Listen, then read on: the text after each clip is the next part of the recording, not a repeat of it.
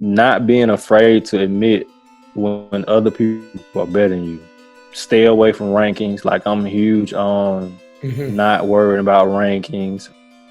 Hi, this is Shelomo Solson, the host of the Teenage Impact Podcast, where we share stories, tips, and specific strategies on how you, as a teenage kid, can overcome any struggle in life. Whether you're going through anxiety, depression, suicidal thoughts, I've interviewed 70 people from around the world on their story, how they were able to overcome their struggle, and how you can too. If you don't know this already, I'm releasing my first book. It's called Never Fight Alone. It's going to be in hardcover and ebook on September 15, 2020. It's 51 inspiring interviews on how you as a teenager can overcome your struggles and improve your mental health. This is a book that you shouldn't miss out on. It's a life-changing book.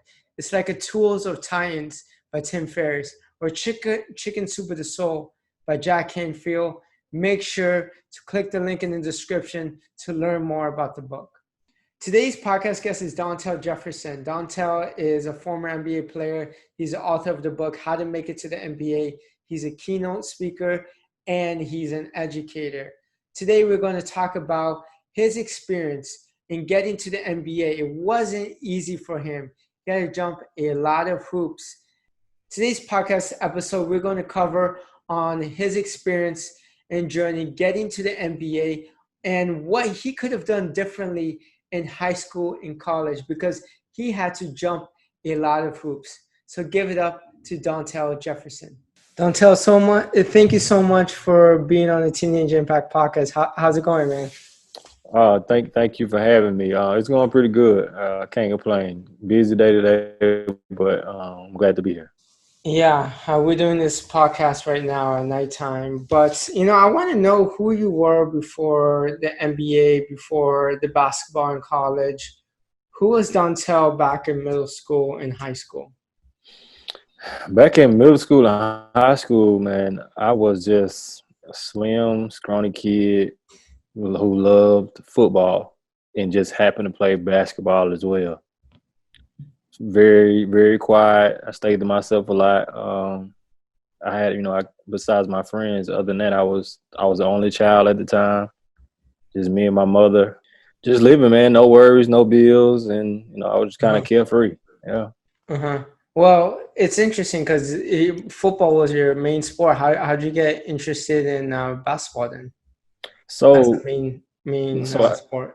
yeah, like I started playing football around the age of 4 or 5, and like I just as I got older, I would play basketball in the yard at my grandmother's house, and I had a goal or whatever, but it was football was it. So I always played basketball, but I loved football.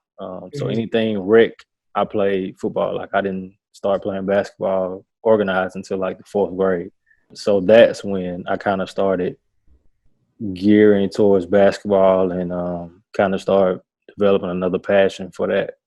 Mhm. What would Yeah, you say your top 2 or 3 struggles were in high school? man, I would say my struggles in high school was one, I wasn't strong enough playing basketball. I wasn't big, like I was tall, but I wasn't as Mhm. big and had size like some of the other guys. And then my skills just wasn't polished as other players that I had been around either. And what did you do to strengthen those skills?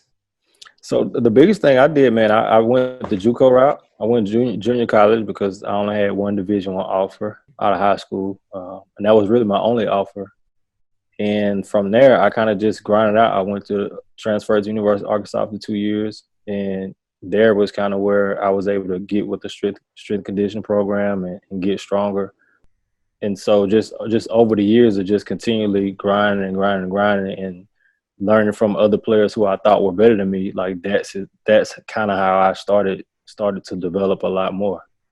hmm It's crazy because it's a very similar story to I interviewed John Tay Ha, John Hmm. Tay, not so small. I interviewed him and he said he didn't get any offers. Well, he got very few offers to community colleges, and it was literally him reaching out to those colleges, sending them tapes, and also kind of exaggerating about his height because he was shorter than what he actually put in his email. Mm-hmm. So for you, just like Jonte Hall, it was straight hustle because no one was going to hand you everything. You know, I respect the hard work. Did you see yourself in the NBA back then? Man, I had it written down. Mhm. Like my thing growing up was like I'm gonna be this big NFL quarterback like Joe Montana. Like the 49ers was my team. I love Roger Craig, Jerry Rice. I don't know if you remember Merton Hanks that played defense, right? Like I was a huge 49er fan. Uh-huh. And when I became a freshman in high school, my stepdad, we were just having a conversation watching NBA playoffs, and I just happened to mention that I wanted to play in the NBA. By this time, I had quit playing football, and he had me write down my goals that I wanted to, achieve during high school and, in life. And I wrote down 5 of them, and the Wow. NBA was one of them. So, Mhm. when I wrote it, I didn't think I would be an NBA player. I just wrote down what I wanted, and I put it on my wall, on my closet, so I could see it every day. 10 years later, yeah, I was an NBA player. So like it was not even a thought. Like I just wrote it down, and that was it. Uh-huh. Why do you think writing down your goals was important? My stepdad had this thing where he always was. He was big on visualizing or whatever it is that you want. He played in the CFL at the time, and that was his way of just kind of I guess, if I want it bad enough, like I need to see it every day. And so if I see it every day, I do what it takes to work towards whatever it is that on that list. And that stuck with me. And like one of my best friends literally had to remind me that I actually had those goals up in my room maybe like 5, 6 years ago because I had totally forgot. Like it had been so long ago. But I think like that was just his way of, giving me advice from a professional athlete standpoint of, if this is what you want, write it down and then be able to work towards it by seeing it every day. Mm-hmm. Yeah, that's powerful. I actually have a visualization board as well of things I want to accomplish. Like my book is releasing in about 2 weeks, and I put up that book probably last summer, and just as a reminder, hey, I'm going to accomplish this, even when times get tough. And visualization is kind of like a reminder. You know, it may not be in fruition right now, but eventually, the power of the mind, you're eventually going to get there with persistence and hard work. Right. You're transitioning from college to now. What was the next step after college? Man, I was doing my fifth year of school. I didn't have an agent Mm-hmm. and I knew I wanted to play basketball, but I didn't know how to go about it. And I ended up catching a break from one of my former assistant coaches. He had a friend that actually was an agent. That agent reached out to me and we had a conversation. I told him I wanted to go overseas. He told me, no, you're an NBA player. I'm going to get you in the NBA Development League and Mm-hmm. we're going to work. For whatever reason, I believed in and I trusted in him. And, he got me drafted into the D-League. And I won a championship my first year. Wow. My second year, I go back to the D-League, play half a season, then I go overseas. Then my third year, I go to training camp with the Clippers, get cut. I go back to the D League, and 4 months later, I'm picked up by Charlotte. So it was really a blessing in disguise because I really had no idea. I was just in school finishing my degree. Mm-hmm. And how long were you in Charlotte for? Just 1 year, Mm-hmm. 2008, 2009. Mm-hmm. And then what were some moves afterwards? So after Charlotte, I went back to the D League, Mm-hmm. and then I ended up getting hurt. I ended up having to have microfracture surgery, on both of my knees, and that kind of set me out roughly 2 years because I was just so impatient and wanted to come back. And then the advice from my doctors were, if I wasn't having pain, I'm good. So like I took that advice But I just wasn't ready yet. And, it set me out again. So I had to take another year, recuperate, and come back. And from there, I go back to the D-League to get film. I play with the Austin Spurs. And I eventually ended up in Libya in 2014. And then I finished my career in Saudi Arabia in 2018. Wow. So you traveled in Saudi Arabia and Libya. Any other country? Qatar. Qatar. Yeah, I played a little bit in Canada when they first Uh-huh. started their season, first started their league. So yeah, I've been over a little bit. Uh-huh. Did you want to play for the NBA longer? Or was I that did. you did? Okay. Yeah, I did. So once I left Charlotte, I was really on the verge of getting back in. I remember Darren Williams had some family issues at the time, and I had already been playing in their well, not theirs, but the Utah Flash D-League team. So we ran all of their sets, all of their plays. But I think they caught wind of me having to have that surgery, Mm-hmm. and the fact that if they brought me in, they would have to pay me more money than they would a rookie. Mm-hmm. And so they signed a rookie instead of signing me. And so like it's a lot of things that goes into like, some of these deals where, some teams may not want to pay you $800,000, but they'll pay a rookie $400. Mm-hmm. That minimum. And so you kind of sucks, but like that's kind of how the business goes. Mm-hmm. And then I tried to get back in, and then I kind of got somewhat, wouldn't say complacent, but I got older, had a daughter, and I felt like I couldn't keep chasing that dream, and so I just went overseas and stacked my money. Even being, people don't realize when they see the D League, even when you are in the D League, that is super competitive. Mm-hmm. It's like, people want to shoot for the NBA, and the chances of getting to the NBA or NFL or any professional sport, it's like a very small chance. But in the development league, it's still a small chance. It's like one below it, and you're still a very good player. Did it ever mess up with your mind that, oh my gosh, I should have been in the NBA? Or you kind of just, were complacent on where you were in life and just embraced it? No, so I think once I noticed like my game changing, and Mm-hmm. then I was being able to dominate my position at that time. Mm-hmm. Like I knew I belonged. It was just a matter of time. Yeah. And then once the surgery happened, it was more so let me recover and get back in, because the year I was hurt, I played majority of the games and I never ran a sprint the whole time, and my numbers were higher than they were the year I got the call up. Mm-hmm. So my confidence was there. Like it wasn't a matter of me not knowing that I couldn't do it again. It was just being healthy enough to actually just go out there and do it. It was bad in the sense because it was, I knew what I can do, and then I would see guys coming at me because I had a name at that time, and it was like, man, like I really can't. Like I'm not where I was at a year ago. Like even when I was hurt, Mm-hmm. like if I was just hurt, like you still wouldn't be able to get the best of me right now. Like that. Does that make sense? So Yeah, it makes perfect sense. Like your confidence was higher. You were yeah, playing at a much better level than you were before. You're kind of like this unstoppable guy. And sometimes life gets in the way of you accomplishing certain goals because there is another path for you. right. And at that time, you don't see it because you just want that main goal you've been working towards all your life. It happens to a lot of people. What would you tell those people? Man, I would say, and just embrace the moment.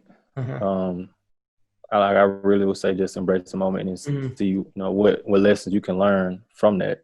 Like a lot of people don't even know, like I was the All-Star selection the year I was hurt, but I didn't play in the game because mentally I told myself, oh, I didn't want to play in the game. And I turned my ankle the the day that I'm supposed to go to All-Star weekend. Yeah. I mean, so like even by putting things like that in the universe, like I kind of cursed myself and not even get a chance to go. But yeah, just embrace the moment. Take it for what it is. Understand you're there for a reason, and figure out how you can make the best of it. If I had to do it all over again, I would have never said I didn't want to go. But I think I was still kind of emotionally ego driven a little bit because I felt like I should have got the All-Star selection the year before when I was healthy. So to me, it didn't make sense. Like how I'm able to get it this year, and I'm not even 100%. You know what I mean? So Yeah. embrace the moment, enjoy it, figure out how you can maneuver through it, get any advice or resources from anybody that may have gone through it, and keep moving forward. Mm-hmm. Totally true. What would you do differently in high school and in college to prepare you for that moment or to have a higher chances of getting into the NBA and staying there? Man, I would have got in the gym a lot more. Like lift weights, Jim? Like not even the weight room, just more so like my coach was a defensive coach, but he could shoot the basketball. Mm-hmm. And so like he always drilled like us having great form and we need to get in the gym and shoot. But I didn't get reps up like how, a lot of younger guys are getting reps up now in practice and stuff like that. Like I would just go to practice, go home. Mm-hmm. In the summertime, I would play, in my neighborhood, things like that. Like it was one of those things where a lot of guys at my school, like they couldn't get to the high school. So like like how summer programs are now, where they're playing summer league games and things like that. They're practicing, going to the gym, getting exercise. From my school, like it wasn't like that. We Mm-hmm. never had enough guys to do it for whatever reason. I didn't buy into it at that time.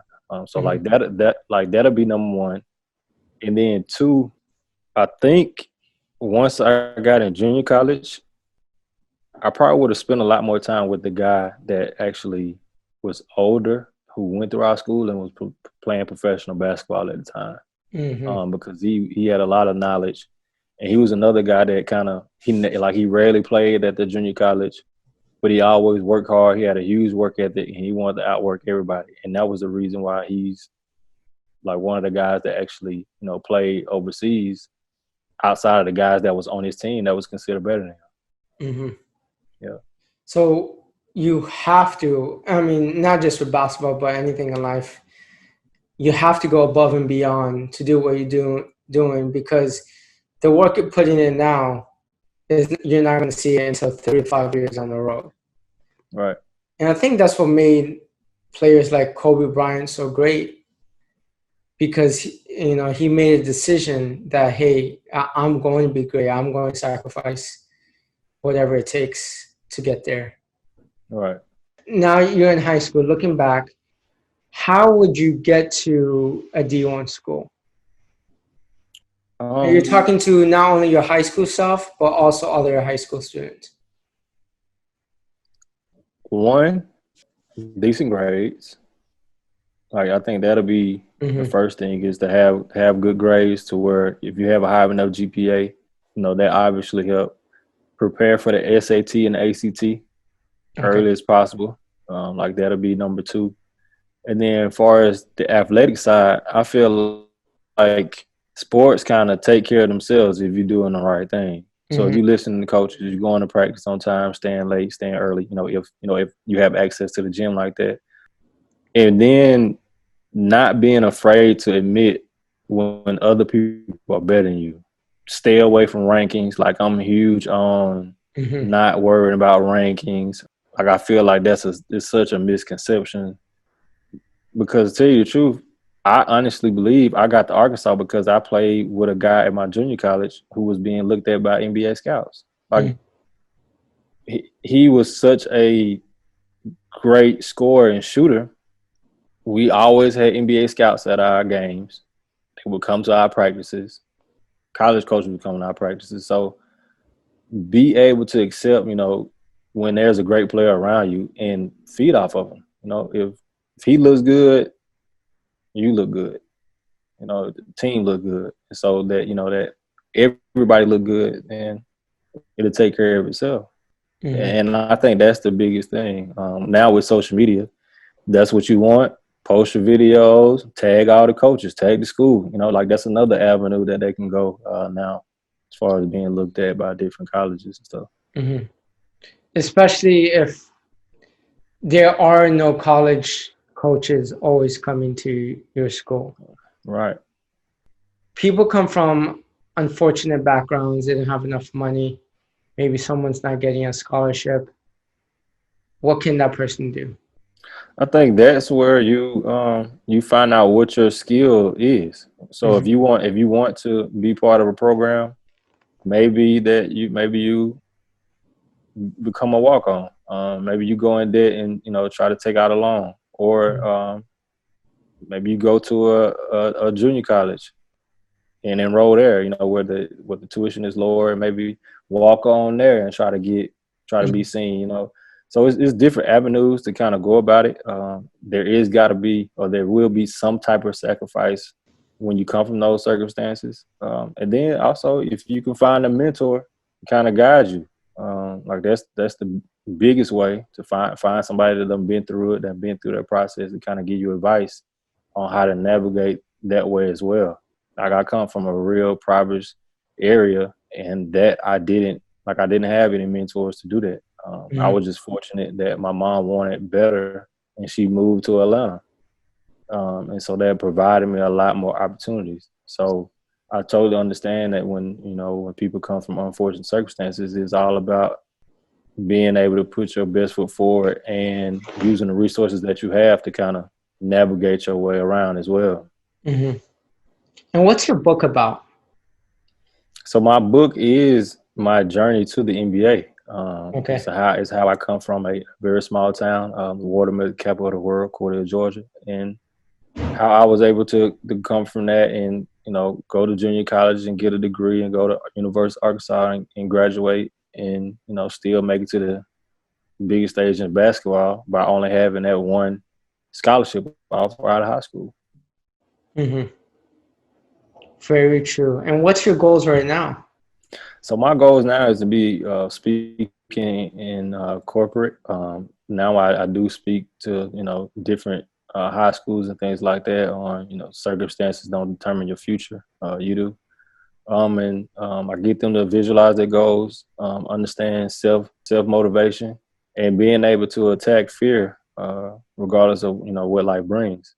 Mm-hmm. Um, I'm also an assistant dean at a charter high school here in Little Rock, Arkansas, and then I'm assistant basketball coach. So my main goals is to give back to kids that kind of come from similar situations that I come from, and instill hope in them, and try to leave the biggest impact on anybody that I can. Mm-hmm. I love it, man. You're such a role model to younger people, and people need to look up to someone like you as a role model, especially if some people are not grown with a role model in their life. So thank you for everything that you're doing. Thank you. I really appreciate it. Getting into a professional sport, I end every interview like this with this one question about resiliency. Resiliency is overcoming certain circumstances in your life, and my entire brand is based off of overcoming struggles, and especially to get to the NBA, to the big stage, you need a lot of resilience.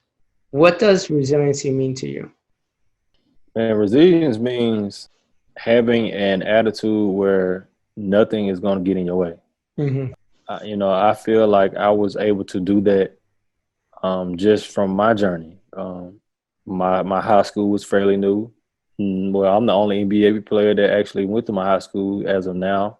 Going to junior college, which is a grind in itself because everybody's just trying to get somewhere else. Playing in the SEC, getting benched my senior year, leaving Arkansas averaging 4 points and 3 assists. And, my first year I won a championship in the D-League, and 3 years later I'm in the NBA. So I think like all those things kind of relates to resiliency. Like I never gave up. I didn't get down on myself.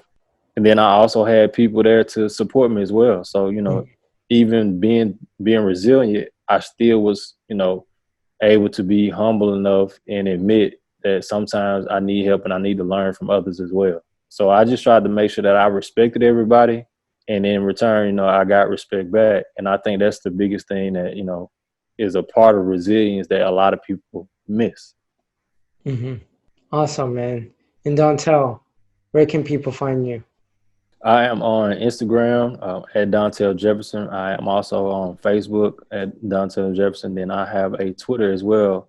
It's Dontell_J. Mm-hmm. My website is DontellJefferson.com. You can find me there.